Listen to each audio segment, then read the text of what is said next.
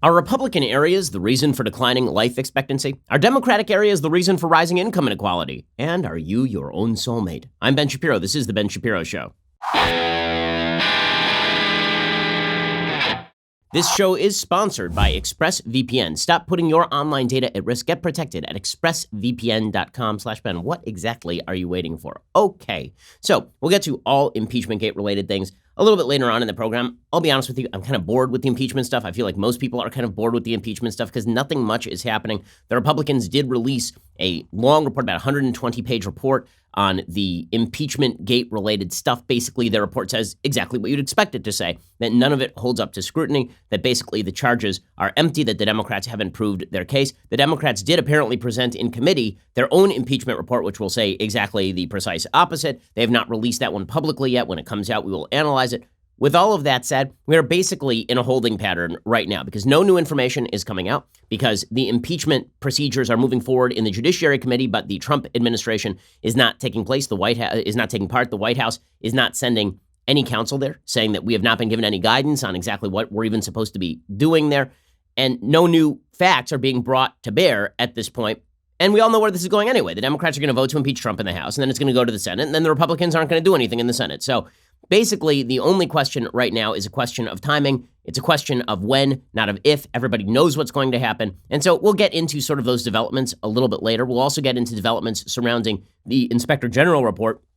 The IG is supposed to put out a report next week with regard to the Trump-Russia collusion investigation and its origins, as to whether that was initiated in good faith or whether it was initiated in bad faith. Apparently, there's some conflict between the IG of the Department of Justice and William Barr, the Attorney General. We'll get to all of that in a little bit. But I want to talk about something that I think is more important right now, and that is the belief that is prevalent across the country that every problem in a particular area is due to differences in politics, that it's not overall trends in the United States that are affecting differences in the United States. It is, in fact, local politics. Now, listen, people on the right are guilty of this. People on the left are guilty of this. The fact is that when you have a local problem, like, say, homelessness, where homelessness is endemic in a city, and the only authorities who are capable of taking care of that are the authorities in the city, then obviously you're going to look to the local authorities and see exactly how they're handling the problem. Is Salt Lake City handling the problem differently than Los Angeles? How is Seattle handling the problem compared to Oklahoma City? And what are the effects of that, right? You're going to look at differences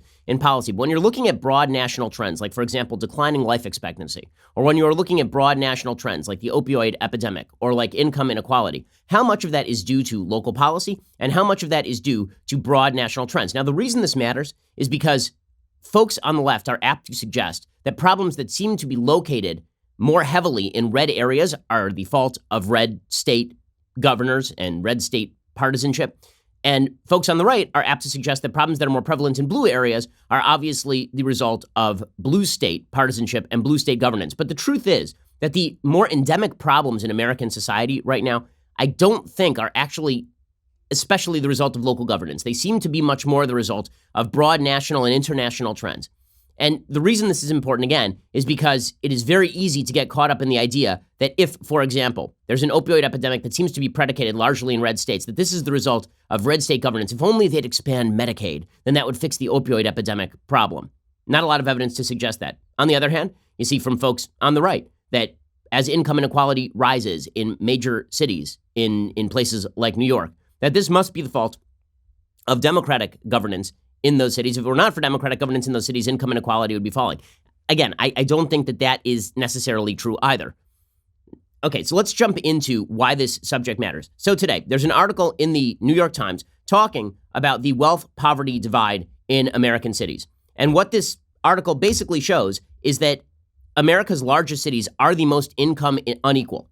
Those are the areas where income has divided the most. We'll get to that in just one second. First, let's talk for a second about the fact that you're an adult, and that means that you need life insurance. So stop whatever you're doing and go get life insurance right now. Well, how can you do this? How can you do this and not spend a fortune doing it? Well, you should go check out my friends at Policy Genius. Policy Genius will find you the right insurance at the best price and do all the work to help you get covered. You just need to get in touch with them. Policy Genius makes finding the right life insurance a breeze. In minutes, you can compare quotes from the top insurers and find your best price. You could save $1,500 or more a year by using Policy Genius to compare life insurance policies. Once you apply, the Policy Genius team will handle all the paperwork and the red tape. And Policy Genius doesn't just make life insurance easy. They also can help you do home insurance and auto insurance and disability insurance. They can do all of these wonderful, wonderful things for you. So all you need to do is check out PolicyGenius.com. Again, that is a way to competitively shop and ensure that you are, in fact, getting the best deal. PolicyGenius.com. It takes only a few minutes to find the right insurance policy, apply, and cross another thing off your to-do list. So go get it done right now. Policy Genius, when it comes to life insurance, it is nice to get it right, and Policy Genius will ensure that you do. Again, that is PolicyGenius.com. Go check them out right now over at PolicyGenius.com. Okay, so there's an article in the New York Times today all about the wealth-poverty divide. And kind of unsurprisingly, it finds that the wealth-poverty divide is the greatest in large American cities. So all the places where you would expect the left to complain the least are the places that have the highest income inequality. According to the New York Times, in 1980, highly paid workers in Binghamton, New York, earned about 4.5 times what low-wage workers there did. The gap between them in a region full of IBM executives and manufacturing jobs was about the same as the gap between the workers near the top and the bottom in Metro New York. Since then, the two regions have diverged. IBM shed jobs in Binghamton. Other manufacturing disappeared too. High-paying work in the new knowledge economy concentrated in New York, and so did well-educated workers. As a result, by one measure, wage inequality today is much higher in New York than it is in Binghamton. In fact, if you look at the chart that the New York Times has put together, the ratio of 90th percentile wages to 10th percentile wages in 195 metro areas, cities like New York, Washington, D.C., Chicago, San Francisco, they've far outpaced cities like Binghamton, New York, in terms of income inequality. San Jose, tremendous income inequality. Fairfield, Connecticut, tremendous income inequality. According to the New York Times, what has happened over the last 4 decades is only partly a story of New York's rise as a global hub and Binghamton's struggles. Economic inequality has been rising everywhere in the United States, but has been rising much more in the booming places that promise hefty incomes to engineers, lawyers, and innovators. And those places today are also the largest metros in the country: New York, LA, San Francisco, San Jose, Houston, and Washington. This particular chart, put together by the New York Times using data from a recent analysis by Jason Abel and Richard Dietz of the New York Fed, captures several dynamics that have remade the U.S. economy since 1980. Thriving and stagnant places are pulling apart from each other, and within the most prosperous regions, inequality is widening to new extremes. That this inequality now so clearly correlates with city size, the largest metros are the most unequal, also shows how changes in the economy are both rewarding and rattling what we have come to think of as superstar cities. In these places, inequality and economic growth now go hand in hand. In other words, as we move from a manufacturing-based economy to a service-based economy, as we move from a place where physical labor makes up a large part of the wage base to a place where capital intensity and intellectual labor makes up a large part of the wage base, what you're starting to see is rising wages in one sector of the economy and stagnating wages in another sector of the economy. So in big cities where you had a lot of people living who are not actually part of the quote-unquote knowledge economy, and then you have a bunch of people who are being drawn to this knowledge economy and companies that are moving in because there are a lot of major universities there and heavy intellectual capital, you're starting to see the income gap widen. And this is not exactly a result of city policy, per se. This is more a result, and high rates of taxation are not dampening this. High rates of taxation are not actually solving the problem, right? Seattle has pretty high city taxes. LA has really high city taxes. New York has extremely high city taxes. Redistribution isn't going to do the trick. Instead, what we are watching in the United States, and again, this is a broad national trend, so cities are where it's most obvious, just because cities are the place where a lot of these new jobs are being created. But what we are watching is the knowledge economy. The wages are taking off. And in the old manufacturing economy, the wages are not taking off in the same way. And this is what has led to so much social unrest. It's what led to this sort of populist uprising, the economic move against capitalism. In many cases, this belief that capitalism is going to leave too many people behind, even though we are creating jobs at an exorbitant rate in the United States, even though we are reaching all-time low levels of unemployment in the United States. There's a feeling that some groups in America are leaving other groups in America behind. And those groups in America that are being left behind are not just being left behind by the economy, they're also being left behind in terms of social values. It's a broad national trend. And so blaming that on major cities and suggesting that major cities are the problem is not right on behalf of the right wing. On the other hand, it is also not correct on behalf of left-wingers that it's our major cities that are driving American growth because of liberal governance. That is not correct. Major cities are driving American growth right now because we are shifting from a manufacturing-based economy into a knowledge-based, intellectually based economy. And that is changing the nature of the economy. So when you hear people on the left say things like, well, blue states are richer than red states, that's not because they're blue states. The reason that they are richer than red states very often is because these are major metropolitan areas. When you have major metropolitan areas and people live closely together, they're very tempted to have government step in. But those are also the areas where you have high levels of income inequality. It's the areas where you're going to have a San Jose-like city with a bunch of homeless people living on the street and people living in penthouses. It's where you have tremendous levels of growth, but also a lot of underclass stagnation, economically speaking. Right? That is not the fault of the liberal city, nor is it to the credit of liberal cities.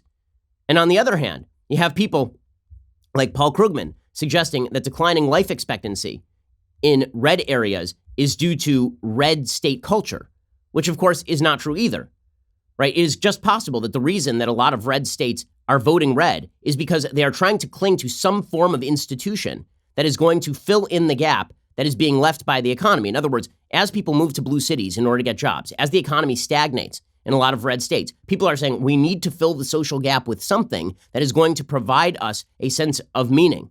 We need a restoration of a certain sense of social morality the left ripped away over the course of decades. The reason that comes up is because Paul Krugman has an awful column today in the New York Times. It's incredibly simplistic and statistically illiterate, basically, in which Paul Krugman suggests that life expectancy is declining in red states and it's increasing in blue states, and this is due to red state and blue state governance.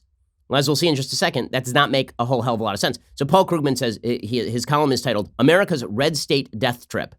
Now, again, let me just point out, if you're going to attribute the declining life expectancy in red states and rising life expectancy in blue states to governance itself, then you would also have to attribute, presumably, income inequality in blue areas that is rising steadily and faster than in red areas to liberal governance. So which is it? Or is it possible that both of these trends are being driven by broad national trends, not by local governance? That the problem of life expectancy is not being driven by the governance in Georgia any more than the problem of income inequality is being driven by policy in New York. Now, there are things around the fringes that can exacerbate these problems, obviously. If you are in New York, for example, and you create rent control policies that basically prevent new building, this is going to increase the price of rent over time, and what you're going to end up with is more people living on the street. Right? There are policies you can take that are going to exacerbate the problem, but the underlying trends are actually broader, and everybody is struggling to deal with them. So simplistically boxing this into life expectancy going down in red states because red states are badly governed, or income inequality going up in blue states because blue states are badly governed, this is ignoring the underlying trend and what exactly is driving all of this. So Paul Krugman, being kind of a fool, does exactly this.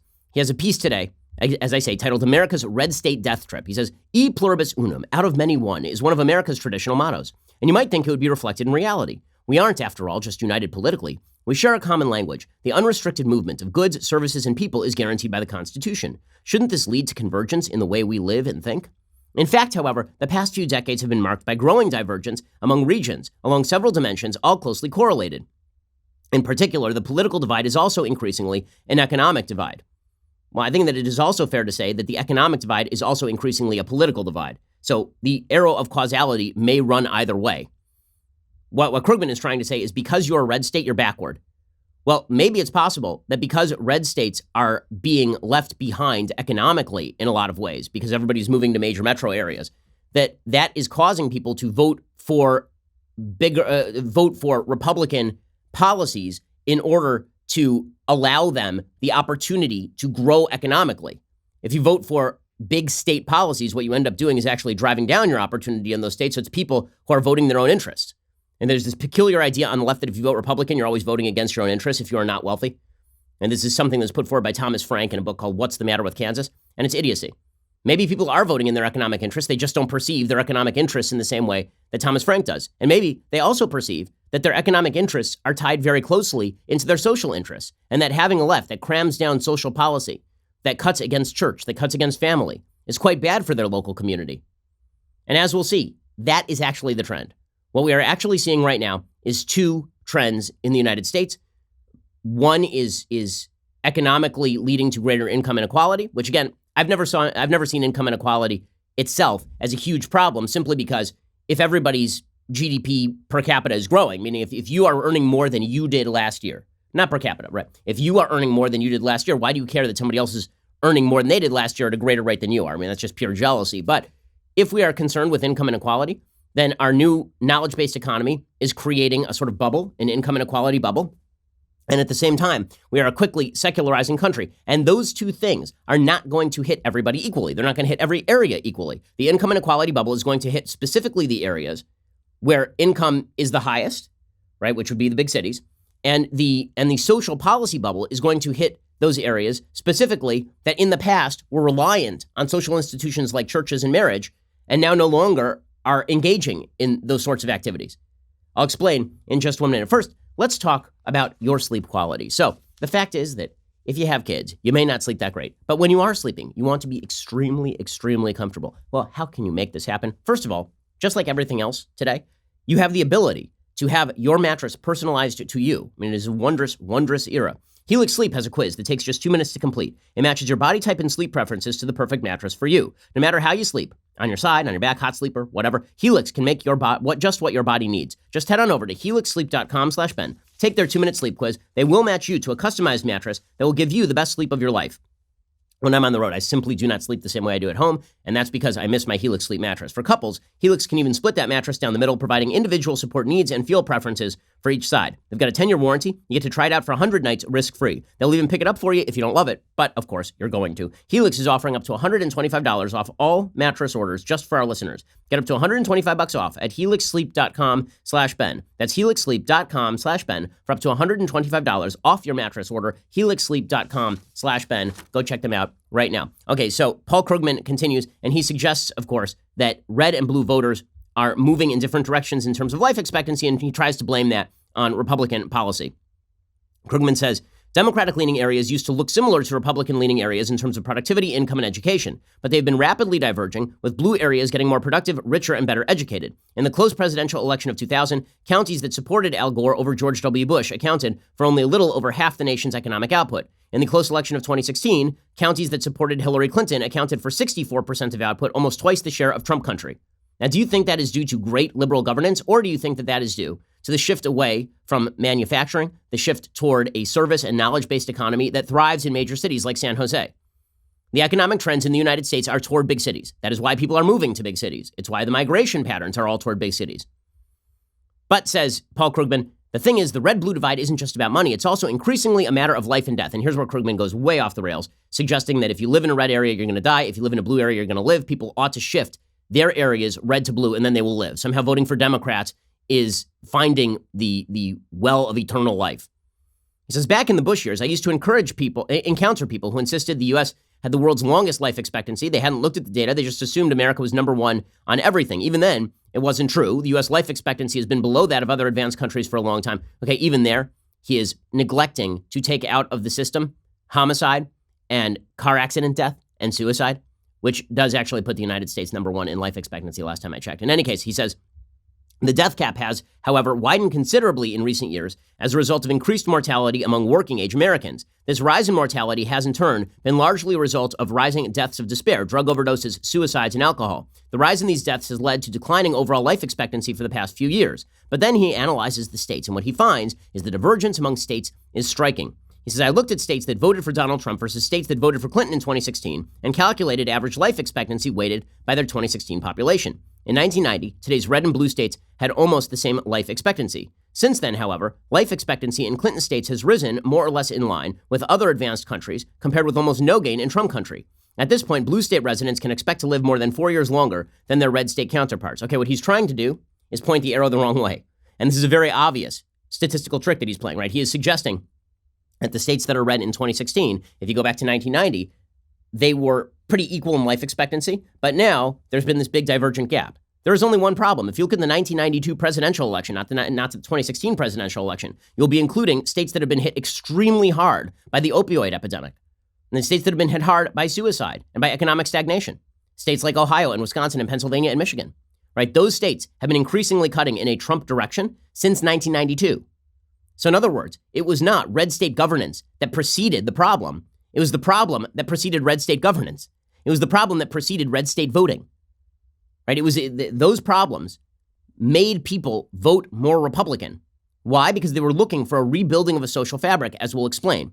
Right? Paul Krugman's entire column is directed toward the idea that it's not rising secularism, it's not social liberalism, it is just that red states haven't expanded Medicaid or something. But of course, that's not the case. That doesn't explain things like suicide and the opioid epidemic because Medicaid doesn't do anything about suicide. Increasing Medicaid has no correlation with the rates of suicide in a particular community. And in fact, nobody even knows really why suicide happens or how to chart suicide. I mean, there have been fairly significant studies done on significant racial differences in suicide. If it were simply a case of despair or being victimized by the American system or cultural values, then suicide patterns make no sense. I mean, like take for example, racial suicide statistics. Black folks in the United States do not commit suicide. White folks in the United States absolutely commit suicide at an exorbitant rate. So what is that about? Nobody really knows the answer to any of that. But Paul Krugman basically just chalks all of this up to Republican politics. And then I love this. He sort of sidelines the one factor that is pretty obvious. He says, there's been a striking divergence in behavior and lifestyle that must be affecting mortality. For example, the prevalence of obesity has soared across all America since 1990, but obesity rates are significantly higher in red states. Okay, so is the suggestion that conservatism leads to being fat? Because you're going to have to explain that one. But, says Krugman, really what this is it shows that William Barr, the Attorney General, is not telling the truth when he talks about the evil machinations of militant secularists, because people who are conservative have suggested that the big problem in the United States with regard to lowered life expectancy and increased mortality rate, that is largely due to secularizing values. And Krugman says, well, if that's true, then why exactly are these rates rising in red states? And the answer is because these policies are actually disproportionately affecting people in red states because people in red states are disproportionately not in the major growing metropolitan areas. Okay, that's the actual answer to this question. Yes, economics is tied to social policy, but liberal social policy combined with a weaker economy leads to deaths of despair. It leads to social stagnation. It leads to a lack of social networking that allows people to rise from poverty. So these two phenomena in the end are tied together because they are indeed broad national trends. So I'm not talking about city policy in New York. I'm talking about overall policy in the United States. Now, I can talk about the economic policy in the United States, whether it is good or bad, that has led to this increasing divergence between sort of the what people have termed the IQ economy and the manufacturing economy. In other words, the intellectual capital economy, the San Jose's and the Silicon Valleys of the world and the New York finance capital of the world kind of stuff, and the manufacturing base. And we can talk about trade policy, whether we ever should have cut a deal with China in order to open up trading. Again, I think the statistics show that it was good for the United States. I think that the best case for cutting off trade with China is actually to damage China, not to help the United States. Free trade generally benefits both parties, but that does not mean that there are not certain areas that are left behind. But with that said, if we are talking about the impact of social policy does not trickle down evenly. Social policy does not trickle down evenly. People who are economically successful can afford more mistakes than people who are economically non-successful.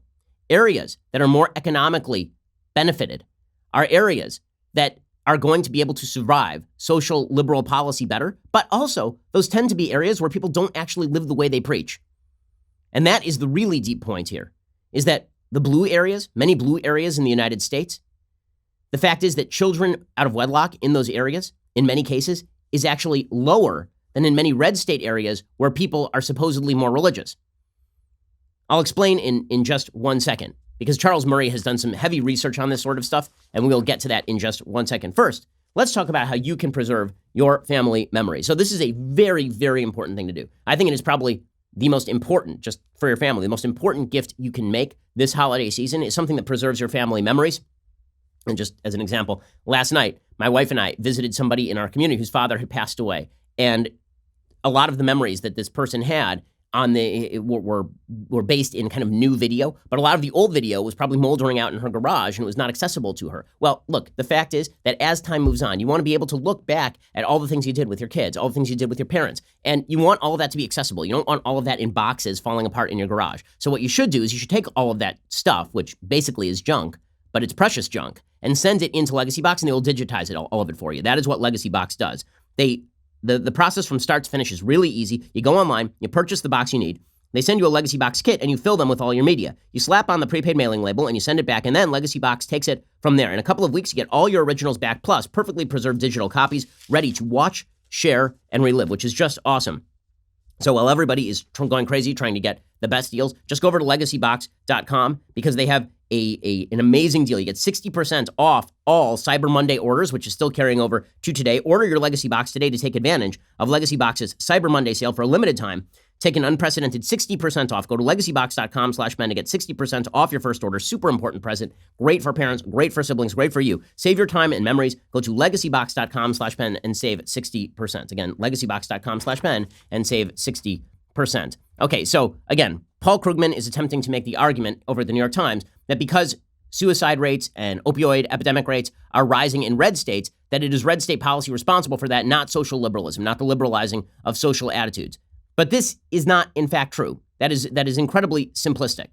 The reason it's so simplistic is because it ignores the fact that this divergence has been going on for years and is not merely a red state, blue state thing. It's actually an urban-rural thing in many cases. Charles Murray has been writing about this for years. He wrote a great book called Coming Apart back in 2012.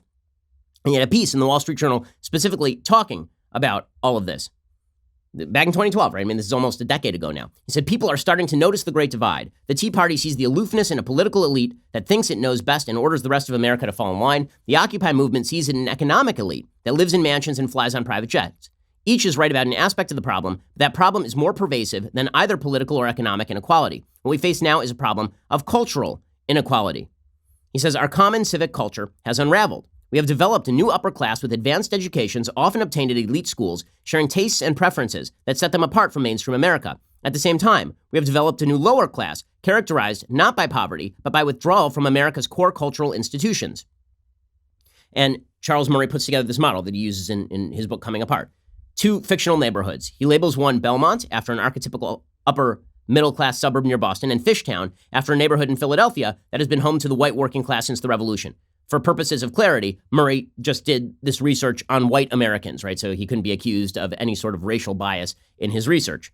To be assigned to Belmont, the people in the statistical nationwide databases that he drew from must have at least a bachelor's degree and work as a manager, physician, attorney, engineer, architect, scientist, college professor, or content producer in media. In other words, members of this IQ economy. To be assigned to Fishtown, they must have no academic degree higher than a high school diploma. If they work, it must be in a blue-collar job, a low-skill service job such as cashier, or a low-skill white-collar job such as mail clerk or receptionist. People who qualify for the Belmont constituency, they're about 20% of the white population in the U.S. as of 2012, aged 30 to 49. People who qualified for the Fishtown constituency were about 30% of the white population of the United States, aged 30 to 49. So here is what happened with a variety of factors leading up to between 1960 and 2010, right? These are the broad social trends that I've been talking about. These are the broad social trends that matter, and they help explain the divergence in culture that's been happening in the United States. They help explain the fact that there are a lot of red states that have been economically falling behind because they're not high-tech centers, for example, or because they're old manufacturing towns, and why they're falling apart is only partially economic and cannot be solved simply by government interventionism top-down in blue state areas, in a blue state way. So here's what Charles Murray found. On marriage, in 1960, extremely high proportions of whites in both Belmont and Fishtown were married. 94% in Belmont, remember Belmont is just a stand-in for sort of high-income, highly educated white folks in the United States, and 84% in Fishtown. In the 1970s, those percentages declined about equally in both places. Then came the Great Divergence. In Belmont, marriage stabilized during the mid-1980s, standing at 83% in 2010. In Fishtown, however, marriage continued to slide. As of 2010, a minority, just 48%, were married. The gap in marriage between Belmont and Fishtown grew to 35 percentage points from just 10. Okay, that is a massive divergence in terms of marriage. So, is that due to economics? So some people, like Tucker Carlson, actually would argue, yes, that is due to economics. He would argue that because people lost manufacturing jobs and because women want men who earn more than they do, that women stopped getting married to men, and therefore marriage rates decline, and so we have to somehow subsidize these manufacturing jobs to come back, and that's going to fix the entire problem. The problem is that that actually does not explain the statistical facts here. The fact is that the income among the so-called Fishtowners here, the income is about the same in 2010 as it was in 1960. So it really is not about that. Right? Charles Murray said, it's not that white working class males can no longer make a family wage that enables them to marry. The average male employed in a working class occupation earned as much in 2010 as he did in 1960. And it's not that a bad job market led discouraged men to drop out of the labor force. Labor force dropout increased just as fast during the boom years of the 80s, 90s, and 2000s as it did during bad years. Instead, according to Charles Murray, the reforms of the 1960s jump-started the deterioration and the divide between Belmont and Fishtown. So to go back to that divide, and this is, again, the important divide that's happening in the United States. It explains a lot of the political divisions in the United States, the ripping away of core common values that have disproportionately affected areas that were reliant on those common values. Right? The fact is that if my synagogue disappeared in my community, the people who would be disproportionately affected in terms of their daily life are the people who are reliant on the social net that exists at my synagogue. High-income earners would feel it in terms of not seeing people on Shabbat, but in terms of receiving charity, needing a handout, being able to reach out to other people, they would not feel it at all. The people who would be hurt the most by the disappearance of the shul would be the people who are reliant on the shul for that social fabric. There's a lot of ersatz social fabric that exists for high-income people, highly educated people. They associate with people from the office and from their colleges. But if you're living in an area where that social fabric does not exist, and then social liberalism undercuts all of the other institutions, the bottom falls out. And this is why Paul Krugman, he says, well, you haven't seen opioid epidemics and suicide rates increasing in Europe. Yes, because people haven't been reliant on church for the last 70 years in Europe. Okay, the decline in church going in Europe has been going on for decades. It is not a brand new thing in Europe. In the United States, it is a fairly recent phenomenon, and as the bottom falls out, you are seeing people who are falling into a morass. In just a second, I'm going to analyze a little bit more what Charles Murray talks about, the actual cultural divides that are undergirding the problem of unequal life expectancy decreases in the United States. We'll get to all that in just 1 second. First, let's talk about communication in marriage. Sometimes it can be really rough. Sometimes it can be very difficult. Okay, well, one area where it's specifically difficult is if you're talking about sex. Well, if you have some form of sexual dysfunction, if you have erectile dysfunction, for example, that may be tough to talk about, but it's just a medical problem you can get solved. The good news is with Roman, you can get a free online evaluation and ongoing care for ED, all from the comfort and privacy of your own home. The doctor will work with you to find the best treatment plan. If medication is appropriate, Roman will ship it to you with free 2-day shipping. The whole process is straightforward and simple and discreet. Getting started is really simple. You just go to GetRoman.com/Ben and you complete an online visit. Erectile dysfunction used to be tough to tackle, but now there is Roman. Complete an online visit today, connect with a doctor, take care of it. Just go to GetRoman.com/Ben to get a free online visit and free 2-day shipping. That's GetRoman.com/Ben for a free visit to get started. GetRoman.com/Ben. Again, why struggle with a medical problem when you can go get it taken care of discreetly and easily, and you don't spend a fortune on it? Go check it out. GetRoman.com/Ben, GetRoman.com/Ben, GetRoman.com/Ben. Okay, we'll get back to more of this in just one moment. First, if you're not already a subscriber, you really are missing out. Head on over to dailywire.com/subscribe. For as little as $10 a month, you get our articles ad-free, access to all of our live broadcasts, our full show library, select bonus content, our exclusive Daily Wire app. Pretty fantastic feature if you haven't checked it out yet. If you choose the new all-access plan, you get all of these things, plus this, the very greatest in all beverage vessels, that legendary Leftist Tears tumbler. You also get our brand new Ask Me Anything style discussion feature that allows you to engage our hosts, writers, special guests on a weekly basis. So stop depriving yourself. Come join the fun over at Daily Wire. Check us out at dailywire.com/subscribe. We're the largest, fastest growing conservative podcast and radio show in the nation.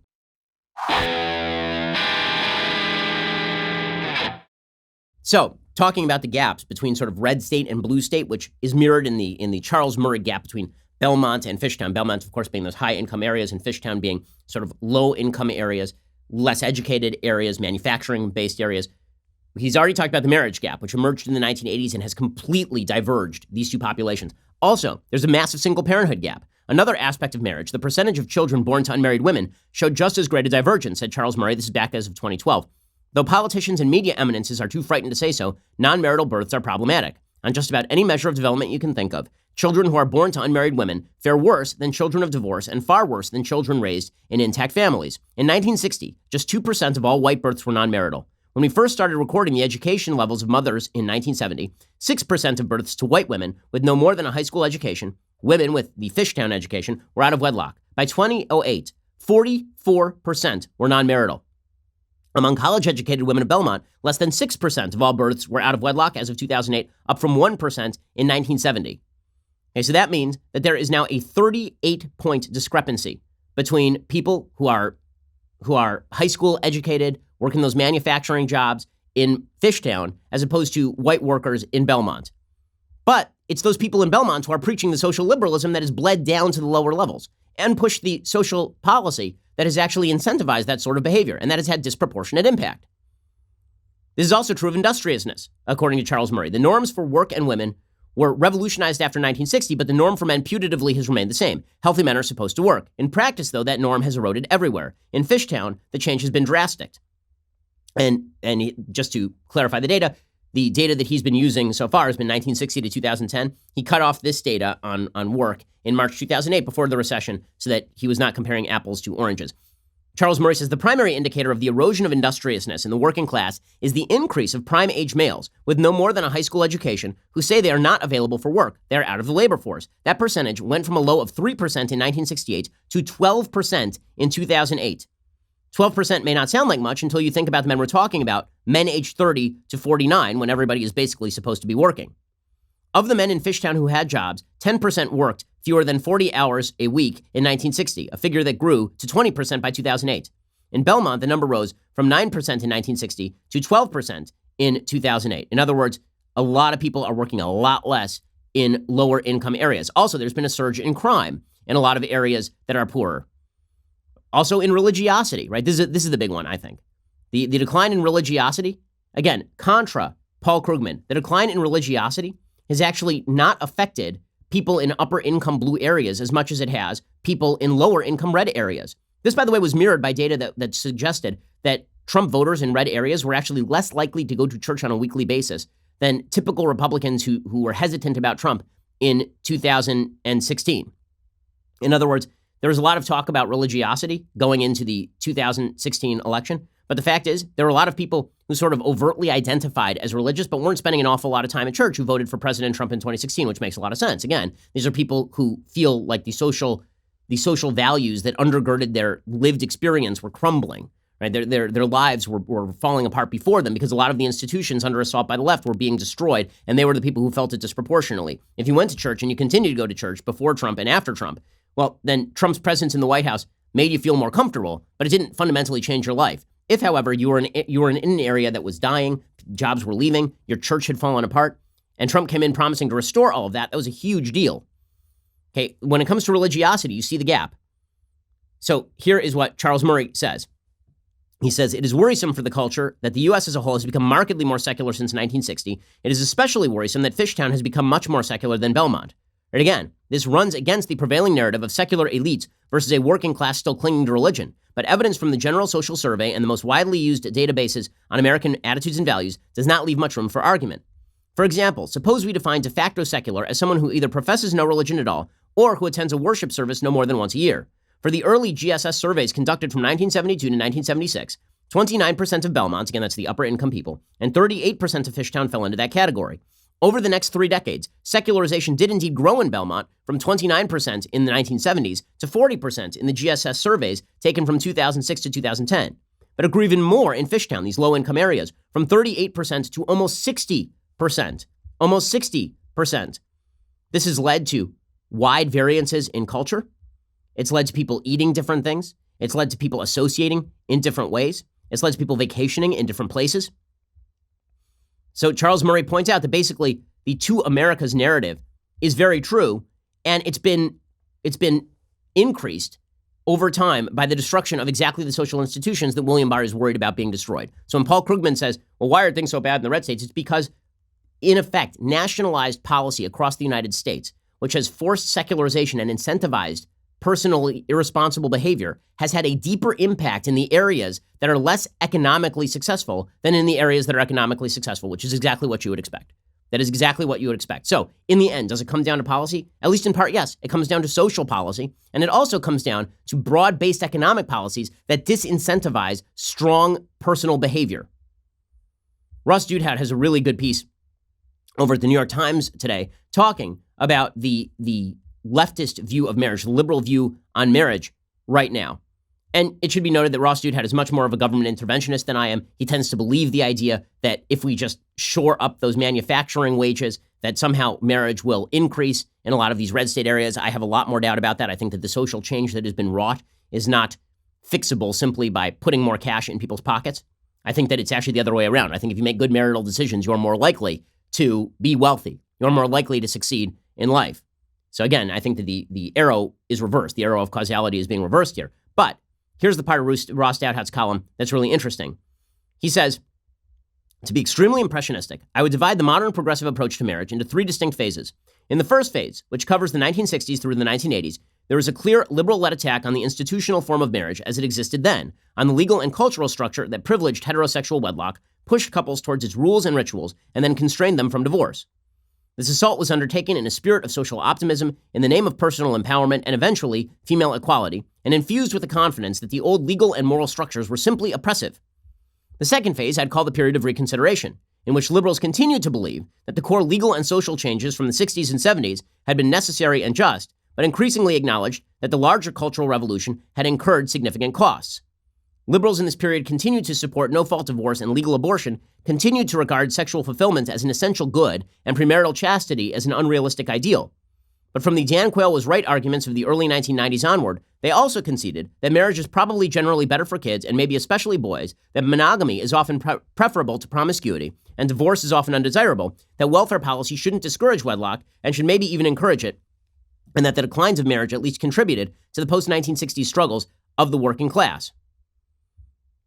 He says Dowdhat, he says, I think that this liberalism of nuance had pretty serious limits, in particularly its favored models of marriage as a capstone on long periods of professional development and sexual exploration, rather than as a foundation for adulthood and a home for adult sexuality, was linked inextricably to the educated class's privilege and ambitious self-control, and didn't work as well outside the precincts of the meritocracy. In other words, Dowdhat is saying that your rejiggered version of marriage does not work for people who are living in Fishtown.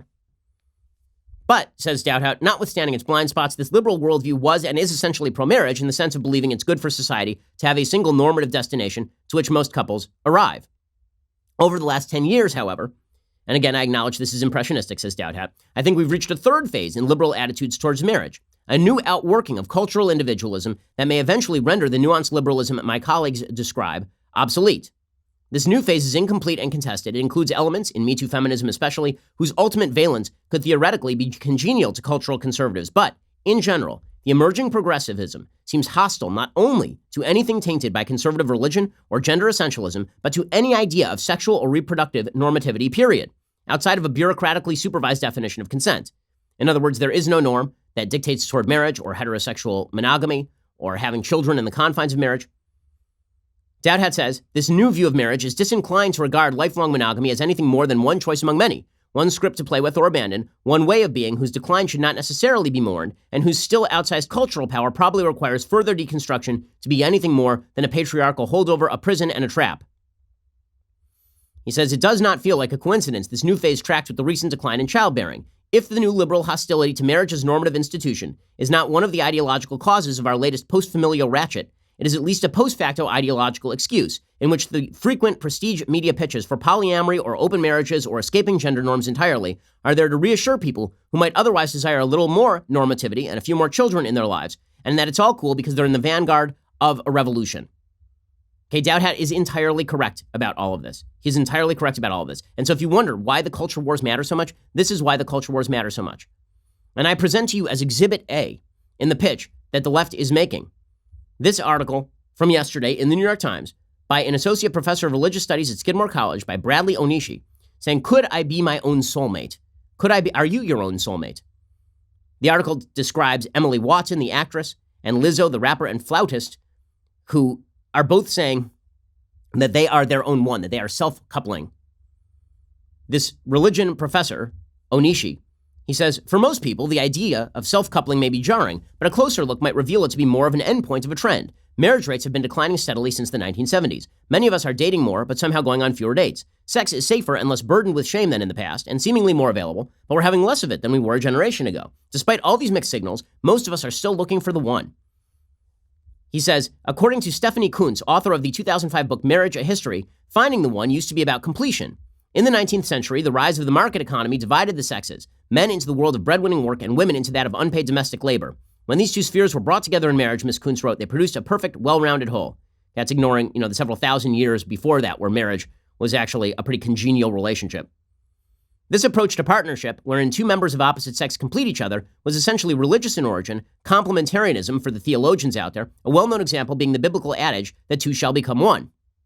It also recalls Plato's Symposium, one of the earliest purveyors of the social mate myth, where the comic poet Aristophanes explains that humans were once united in pairs, but then were split into unhappy halves by Zeus. The ideal of completion harkens to a time when women were economically and socially dependent on men, and marriage was reserved for heterosexual couples. Today, Says this columnist, instead of a life-defining relationship, many of us now see a partnership as one part of a puzzle that includes a career, family, a social life, personal wellness, volunteer work, and creative or recreational outlets. A relationship is not the foundation of selfhood, but only a piece. Okay, this is exactly what Dowd is talking about. The redefinition of marriage into one choice among many, just something that you do if you feel like it. The problem is that may work for a very, I would say very, very limited coterie of people who read the New York Times. It does not work broadly across the United States, but our cultural institutions are all nationalized. Hollywood is nationalized. Netflix is nationalized. The New York Times is nationalized. Facebook is nationalized. And that means that the social bleed-over effect, the social trickle-down effect of leftist social policy, which, by the way, is not even engaged in by people at the upper echelons in places like New York and California. One of the peculiar things you will find about Hollywood is the same people who are routinely preaching the virtues of bleeding-edge social leftism. Get rid of marriage, have any relationship you want, open marriages, polyamory. Those same people tend to get married at higher rates than a lot of people who are actually not living in those areas. And they tend not to have kids out of wedlock, particularly a lot. And if they do have kids out of wedlock, they can afford it because they're very wealthy. Okay, so those social messages do not apply equally to everyone. In other words, just as with every other policy in human life, not all policies affect everybody equally. The fact that folks on the left seem to think that policies undertaken by liberal elites over at the New York Times or in Hollywood, that those policies affect people in downtrodden economic areas the same way that they do in upper elite establishments that discarded religion as a social fabric decades ago, just demonstrates a tremendous level of ignorance. So trying to reshift these definitions of fundamental institutions, that is indeed creating a phenomenon in which the United States is dividing. So these two phenomena, income inequality, rising, the changes in the economy, and the bleed over of social liberalism, this is leading to a toxic brew. Now, there are people on the right and the left who think that the way to fix this is to fix the economic side. Right? The way you're going to do this is with redistributionism. You got Andrew Yang proposing universal basic income on the Democratic side, or you have people like, as I've said, Tucker Carlson, talking about regulating out of existence self-driving cars, stopping economic progress, limiting trade, bringing back all these jobs to manufacturing areas, as though that's ever really going to happen. I have serious doubts about that, considering the technology has basically put a lot of these jobs out of commission. And then there is the stuff that is actually in the control of the people who are living today, and that is making the next right decision.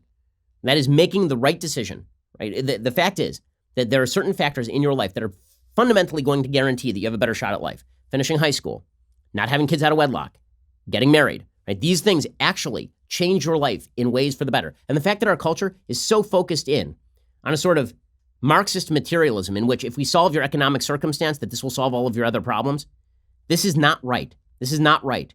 Solving the problem of making right and moral decisions that better your life, that is how your life gets better. And that means taking seriously the fundamental social institutions that have been broken by the left since the 1960s, focusing on restoring those, because those are things you can do, not things that you have to wait for some government savior to do. And by the way, those government saviors, they ain't showing up.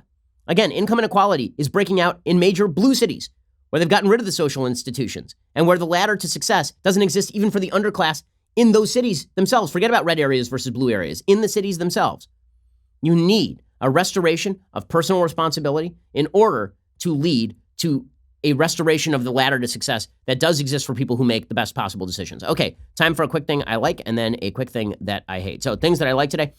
So I know there's a lot of heavy material. Here's some light material. There's as you know, I love baseball books.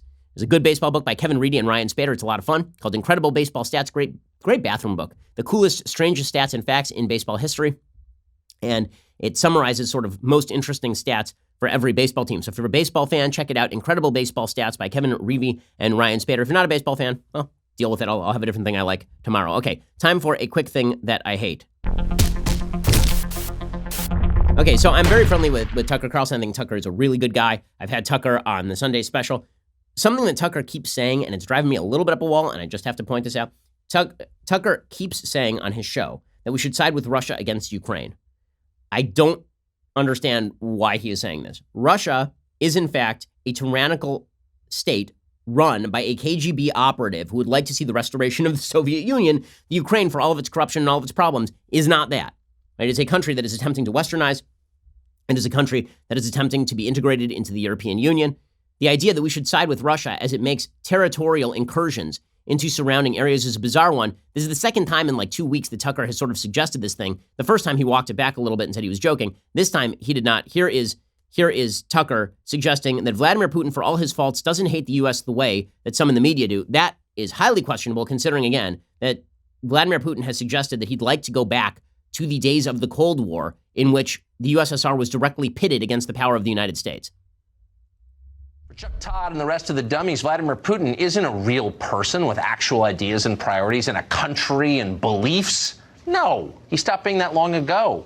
He's a metaphor, a living metaphor. He's the boogeyman. Step out of line and you're a traitor in league with Vladimir Putin. Let's put his picture on the screen. Can we get his picture on the screen?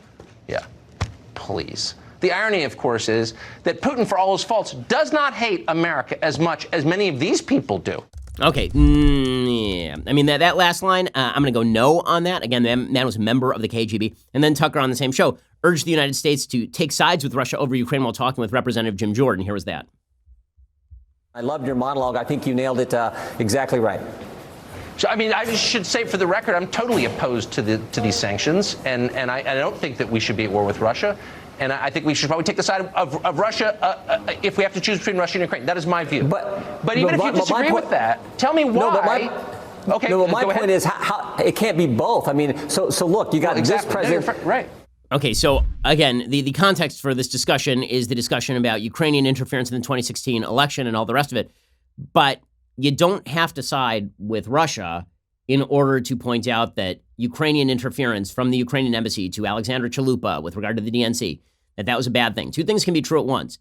Ukraine trying to militate in favor of Hillary Clinton was a bad thing, Also, Russia is an extraordinarily nefarious force in today's world. They are incredibly aggressive. They have an economy that is collapsing in on itself right now, which means that Vladimir Putin has to get more aggressive. They have a serious demographic crisis because they just didn't have babies for years, and now they have this heavy state burden that is not being borne by anybody, which means typically that they're going to have to get aggressive on the extraterritorial front. They're going to have to endanger NATO allies. This siding with Russia over Ukraine, I mean, that's some pretty wild stuff right there from Tucker. And again, I appreciate what Tucker does. I think that Tucker is a great fighter against the hardcore left, but that is, I have nothing to say there except that is a horrible idea. Alrighty, we'll be back here later today for 2 additional hours of content. Otherwise, we'll see you here tomorrow. I'm Ben Shapiro. This is The Ben Shapiro Show.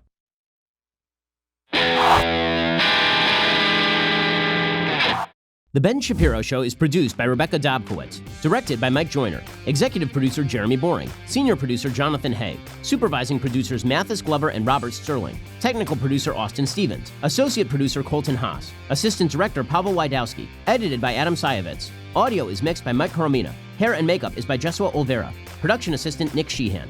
The Ben Shapiro Show is a Daily Wire production. Copyright Daily Wire 2019. Hey everybody, it's Andrew Klavan, host of The Andrew Klavan Show. You know, some people are depressed because the American Republic is collapsing, the end of days is approaching, and the moon has turned to blood. But on The Andrew Klavan Show, that's where the fun just gets started. So come on over to The Andrew Klavan Show and laugh your way through the apocalypse with me, Andrew Klavan.